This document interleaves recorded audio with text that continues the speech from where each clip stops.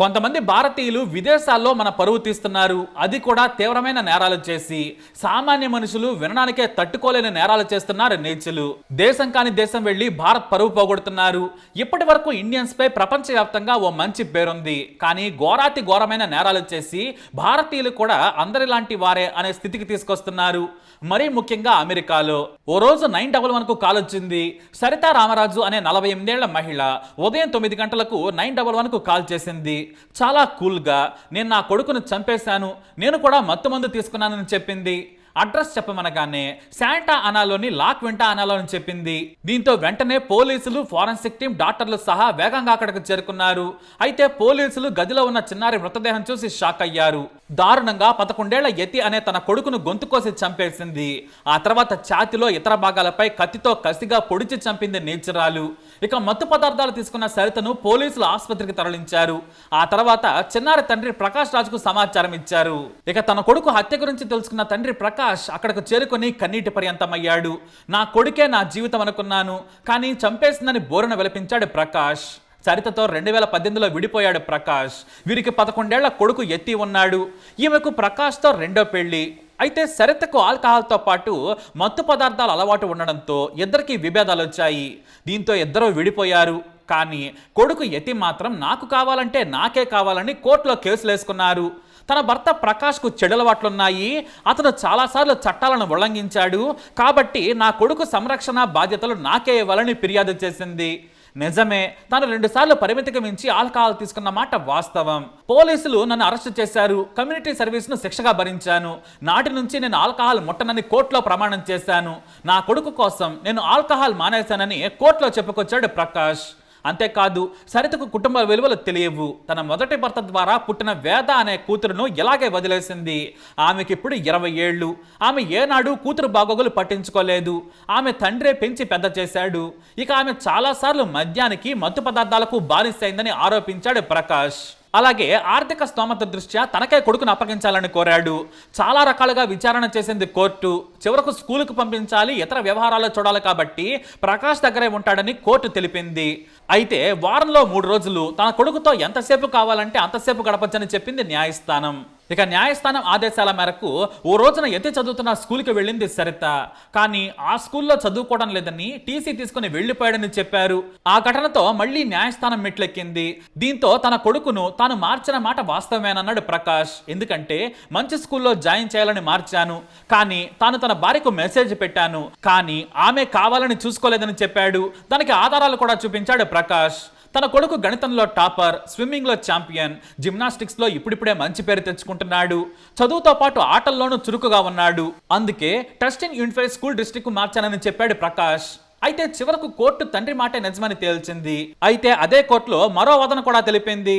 తన కొడుకు ఆరోగ్యం బాగోలేకుంటే అతని హాస్పిటల్ వివరాలు నాకు చెప్పలేదు, నా కొడుకు చెప్పే వరకు కూడా నాకు తెలియదు, అతను ఇంకా మత్తు పదార్థాలు వాడుతున్నాడని చెప్పింది. కాబట్టి నా కొడుకును నాకు కస్టడీకి ఇవ్వాలని కోరింది సరిత. కానీ ఆమె చెప్పిన వాటికి ఆధారాలు లేకపోవడంతో తండ్రి దగ్గరే ఉండాలని చెప్పింది న్యాయస్థానం. అయితే కొడుకు యతి కూడా తండ్రికి బాగా క్లోజ్ అయ్యాడు. తనకు ఏది కావాలంటే అది తెచ్చిపెడుతున్నాడు. అదే సరితకు కుళ్ళుగా మారింది. పైగా మొన్న జరిగిన డిసెంబర్లో క్రిస్మస్ పండుగకు తన ఇంటికి పంపాలని సరిత భర్తను కోరింది. ముందు సరేనన్నాడు ప్రకాష్, కానీ చివరి నిమిషంలో పంపలేదు. తన దగ్గరే ఉంటానని చెప్పాడు, కాబట్టి నేను పంపను, మేము వేరే చోటకి వెళుతున్నాం, మా స్నేహితులు ఫ్యామిలీతో గడుపుతామని చెప్పుకొచ్చాడు. ఆ మాటతో రగిలిపోయింది సరిత. మెల్లిగా తన కొడుకును తనకు దూరం చేస్తున్నాడని సైకోలా మారింది నీచురాలు సరిత. ప్రతిసారి ఏదో ఓ కేసు వేసి వేధించేది. గతంలో బెంగళూరులో సాఫ్ట్వేర్ జాబ్ చేసేవాడు, అతనిపై క్రిమినల్ కేసులు కూడా ఉన్నాయని మళ్లీ ఫిర్యాదు చేసింది. ఇలా 1 కాదు 2 కాదు, కొడుకును తన కస్టడీకి తీసుకునేందుకు 100 ప్రయత్నాలు చేసింది.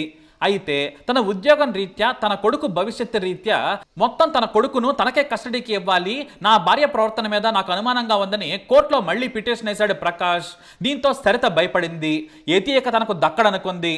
దీంతో పక్కా ప్లాన్ వేసింది. అప్పటికే ఆమెకు మత్తు తీసుకునే అలవాటు ఉంది. దీంతో మార్చి 17న కొడుకును పంపించాలని కోరింది. అంతేకాదు, డిస్నీ ల్యాండ్కు తాను 3 రోజుల పాటు పాస్ తీసుకున్నానని కొడుకుకు చూపించింది. దీంతో కొడుకు డిస్నీకి వెళ్తానని మారాన్ చేశాడు. తండ్రి వద్దని వారించాడు. నేనే నిన్ను తీసుకెళ్తాను, ఇప్పుడు వెళ్తే నీ కోచింగ్ క్లాసులు పోతాయని చెప్పాడు. కానీ డిస్నీ పేరు చెప్పి కొడుకుని ఎమోషనల్ బ్లాక్మెయిల్ చేసింది నీచురాలు. దీంతో కొడుకు మారాన్ చేయడంతో సరేనన్నాడు. ఆ తర్వాత కొడుకును ఆమె ఉన్న హోటల్ దగ్గర దిగబెట్టాడు. తనతో ఎప్పుడూ టచ్ లో ఉండాలని చెప్పి కొడుకుకు ముద్దు పెట్టి మరీ పంపించాడు ప్రకాష్. ఆ తర్వాత వరుసగా 3 రోజుల పాటు కొడుకును సంతోషపెట్టింది, డిస్నీ ల్యాండ్ చూపించింది, నచ్చిన ఫుడ్ తినిపించింది. సరిగ్గా మార్చి 20, 2025 9 గంటలకు కొడుకును తీసుకెళ్లేందుకు వస్తానని భార్యకు 7 గంటలకు మెసేజ్ పెట్టాడు ప్రకాష్. ఆ మెసేజ్తో ఉన్మాదిలా మారింది సరిత. అత్యంత దారుణంగా కొడుకుని చంపాలనుకుంది. తన సంచిలోని కిచెన్ నైఫ్ని బయటకు తీసింది. అప్పటికి చిన్నారి నిద్రలోనే ఉన్నాడు. కానీ బిడ్డను ఎంతో ప్రేమించిన సరిత తనకు దక్కని కొడుకు సంతోషం భర్తకు కూడా దక్కకూడదనుకుంది. మత్తు బాగా పీల్చింది. ఆ తర్వాత పదునైన కత్తితో గొంతు కోసింది. ఆ తర్వాత ఛాతిలో ఇతర భాగాల్లో కొడుకుని కసితీరా పొడిచి చంపేసింది. తన కొడుకు చనిపోయాడు అనుకున్న తర్వాత చాలాసేపటికి ఎమర్జెన్సీ నంబర్ 911కి కాల్ చేసి చెప్పింది దుర్మార్గురాలు. పోలీసులు వచ్చి చూసేసరికి ఘోరంగా చనిపోయి ఉన్నాడు. ఈ హత్య తర్వాత శాంటానా పోలీసులు ప్రెస్ మీట్ ఏర్పాటు చేశారు.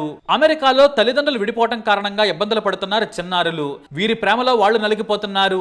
నిజమైన ప్రేమ ఉన్నవారు ఇలా చెయ్యరు. భూమి మీదకు ఎత్తున తీసుకొచ్చిన తల్లే ఇలా ప్రాణం తీయడం బాధాకరం. ఆమె మీద హత్య కేసుతో పాటు ఇతర సెక్షన్ల కింద కేసులు పెట్టాం. కనీసం 26 ఏళ్ల జైలు శిక్ష పడుతుందని పోలీసులు ప్రకటన విడుదల చేశారు. ఈ హత్య కేసు అమెరికాలోని భారతీయులను భయభ్రాంతులకు గురి చేసింది. తల్లిదండ్రుల విభేదాలు పిల్లలకు శాపం కాకూడదు. ఈ హత్య తర్వాత పిల్లల కస్టడీపై కోర్టులు కూడా మరింత జాగ్రత్తగా వ్యవహరించాల్సిన పరిస్థితి ఏర్పడింది. ఇక తన కొడుకుని తీసుకెళ్దామని వస్తున్న తండ్రికి ఈ మరణ వార్త తెలియడంతో కన్నీరు మున్నీరై కుప్పకూలిపోయాడు. తాను అమెరికాలో ఎవరి కోసం బ్రతకాలా అంటూ ఏడవడం అందరినీ కంటతడి పెట్టించింది. ఉన్మాది సరిత మొహంలో మాత్రం తాను దారుణమైన తప్పు చేశానన్న ప్రాయశ్చిత్తం కూడా కనిపించకపోవడం చూసి పోలీసులే షాక్ అయిపోయారు. మరి ఇలాంటి తల్లిని ఏం చేయాలి? మీ అభిప్రాయాన్ని కమెంట్ ద్వారా తెలియజేయండి. వీడియో అప్డేట్స్ కోసం మా ఛానల్ ఫాలో అవ్వండి. అలాగే తప్పకుండా సబ్స్క్రైబ్ చేసుకోండి.